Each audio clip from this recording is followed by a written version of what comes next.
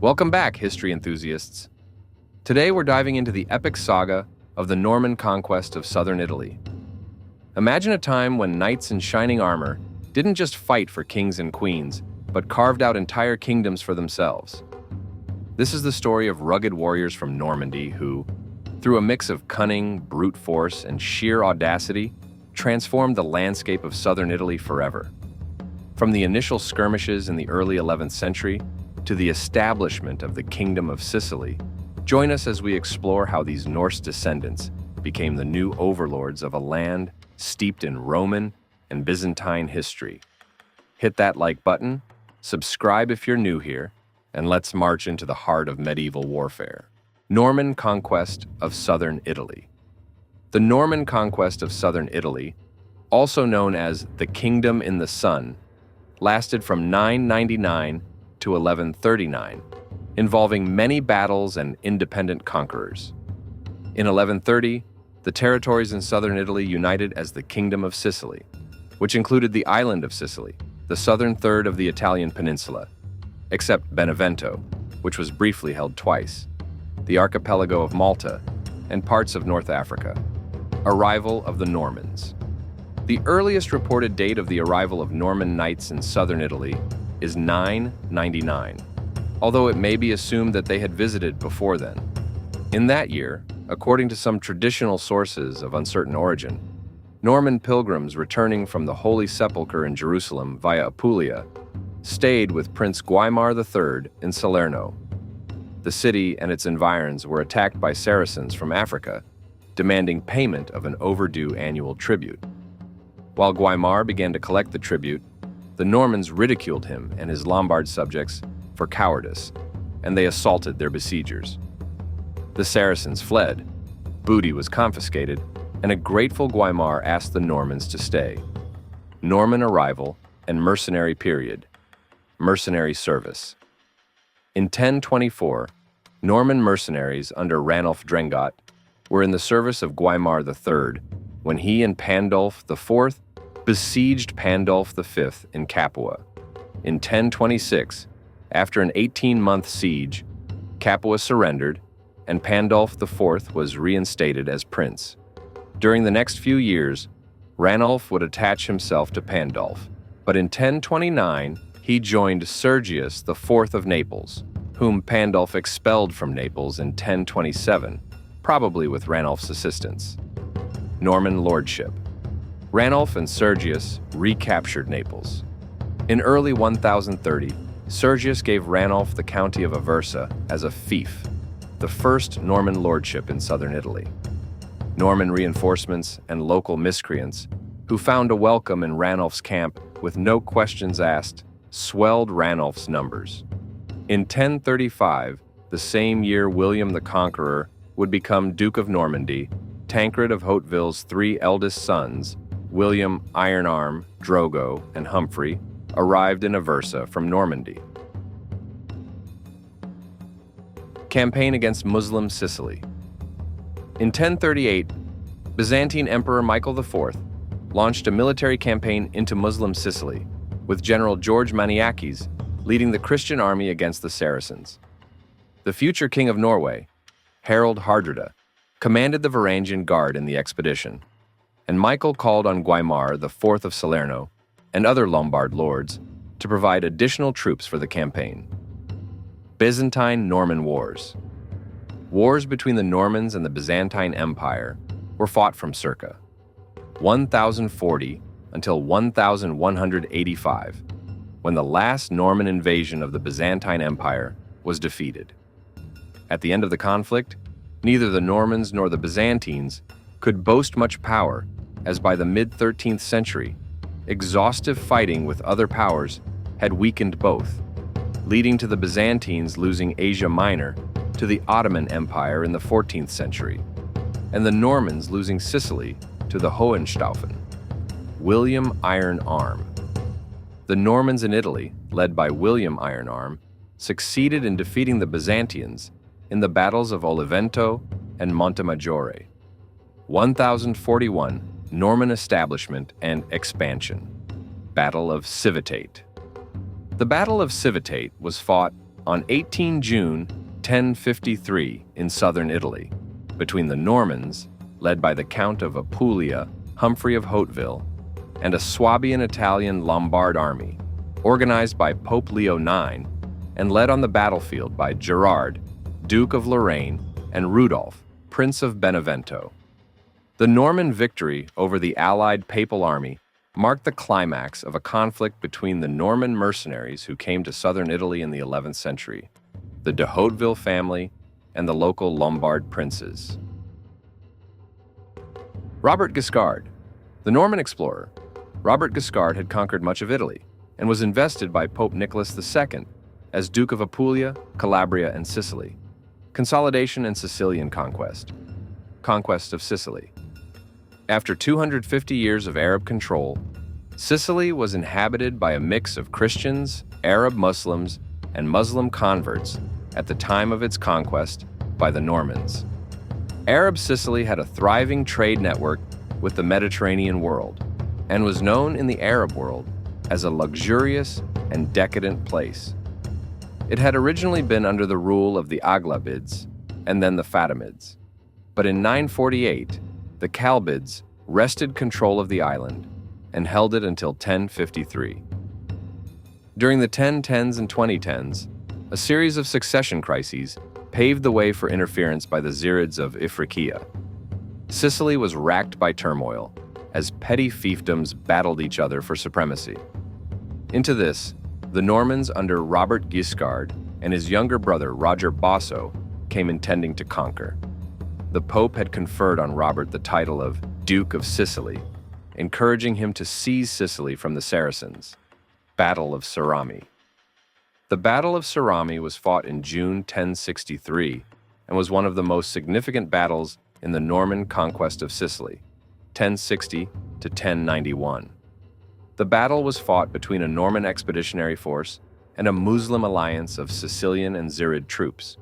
The Normans fought under the command of Roger de Hauteville, the youngest son of Tancred of Hauteville and brother of Robert Guiscard.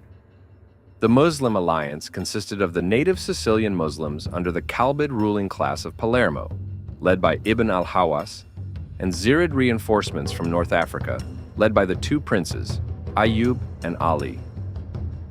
The battle was a resounding Norman victory that utterly routed the opposing force, causing divisions amongst the Muslim aristocracy, which ultimately paved the way for the eventual capture of the Sicilian capital, Palermo, by the Normans, and subsequently the rest of the island. Conquest of Amalfi and Salerno. The fall of Amalfi and Salerno to Robert Guiscard were influenced by his wife, Sicilgaita.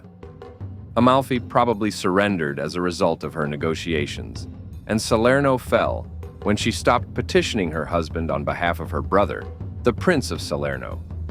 The Amalfitans unsuccessfully subjected themselves to Prince Gisulf to avoid Norman suzerainty, but the states, whose histories had been joined since the 9th century, ultimately came under Norman control. First, Norman invasion of the Balkans.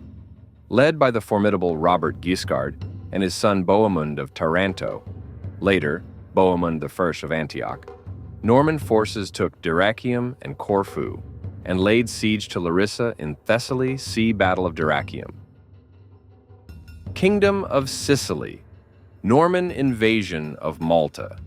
The Norman invasion of Malta was an attack on the island of Malta, then inhabited predominantly by Muslims, by forces of the Norman county of Sicily, led by Roger I in 1091. Rebellion of Antioch. During the time of the First Crusade, the Byzantines were able to utilize, to some extent, Norman mercenaries to defeat the Seljuk Turks in numerous battles. These Norman mercenaries were instrumental in the capture of multiple cities. It is speculated that, in exchange for an oath of loyalty, Alexios promised land around the city of Antioch to Bohemond in order to create a buffer vassal state and simultaneously keep Bohemond away from Italy. However, when Antioch fell, the Normans refused to hand it over. Although in time, Byzantine domination was established, decline and end of Norman rule. Second Norman invasion of the Balkans. In 1147, the Byzantine Empire under Manuel Comnenus was faced with war by Roger II of Sicily, whose fleet had captured the Byzantine island of Corfu and plundered Thebes and Corinth. However, despite being distracted by a Cuman attack in the Balkans, in 1148, Manuel enlisted the alliance of Conrad III of Germany and the help of the Venetians, who quickly defeated Roger with their powerful fleet Third Norman invasion of the Balkans. Although the last invasions and last large-scale conflict between the two powers lasted less than 2 years, the Third Norman invasions came closer still to taking Constantinople. Then, Byzantine Emperor Andronikos Komnenos had allowed the Normans to go relatively unchecked towards the Thessalonica. While David Komnenos had made some preparations in anticipation of the encroaching Normans, such as ordering reinforcement of the city's walls and assigning 4 divisions to the city's defense, these precautions proved insufficient. Only one of the 4 divisions actually engaged the Normans, resulting in the city being captured with relative ease by Norman forces. Upon gaining control of the city, Norman forces sacked Thessalonica. The following panic resulted in a revolt, placing Isaac Angelus on the throne. In the aftermath of the fall of Andronicus, a reinforced Byzantine field army under Alexios Branas decisively defeated the Normans at the Battle of Demetritzes. Following this battle, Thessalonica was speedily recovered, and the Normans were pushed back to Italy. Battle of Demetritzes. The Battle of Demetritzes in 1185 was fought between the Byzantine army and the Normans of the Kingdom of Sicily, who had recently sacked the Byzantine Empire's second city, Thessalonica. It was a decisive Byzantine victory, which ended the Norman threat to the empire. Norman rule ends. Holy Roman Emperor Henry VI invaded Sicily and was crowned king, ending Norman rule in southern Italy. Epilogue. Unlike the Norman conquest of England, 1066, which took a few years after one decisive battle, the conquest of southern Italy was the product of decades and a number of battles, few decisive. Many territories were conquered independently, and only later were unified into a single state. Compared to the conquest of England, it was unplanned and disorganized, but equally complete. Institutionally, the Normans combined the administrative machinery of the Byzantines, Arabs, and Lombards with their own conceptions of feudal law and order to forge a unique government. Under this state, there was great religious freedom, and alongside the Norman nobles existed a meritocratic bureaucracy of Jews, Muslims, and Christians, both Catholic and Eastern Orthodox. The Kingdom of Sicily thus became characterized by Norman, Byzantine, Greek, Arab, Lombard, and native Sicilian populations living in harmony, and its Norman rulers fostered plans of establishing an empire that would have encompassed Fatimid Egypt as well as the Crusader states in the Levant. The Norman conquest of southern Italy began an infusion of Romanesque, specifically Norman architecture.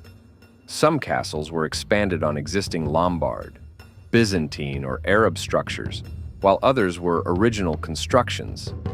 Latin cathedrals were built in lands recently converted from Byzantine Christianity or Islam in a Romanesque style, influenced by Byzantine and Islamic designs. Public buildings, such as palaces, were common in larger cities, notably Palermo. These structures, in particular, demonstrate the influence of Siculo-Norman culture. Thanks for joining us on this journey through one of the most dramatic conquests in medieval history. The Norman conquest of southern Italy wasn't just about battles. It was a cultural and political revolution that set the stage for the later Renaissance. We've seen how these adventurers from the north navigated through alliances, betrayals, and battles to forge a new identity in the Mediterranean. If you enjoyed this dive into the past, don't forget to like, share, and subscribe for more tales from history's most intriguing chapters. And remember, every end is a new beginning. Until next time, keep exploring the past.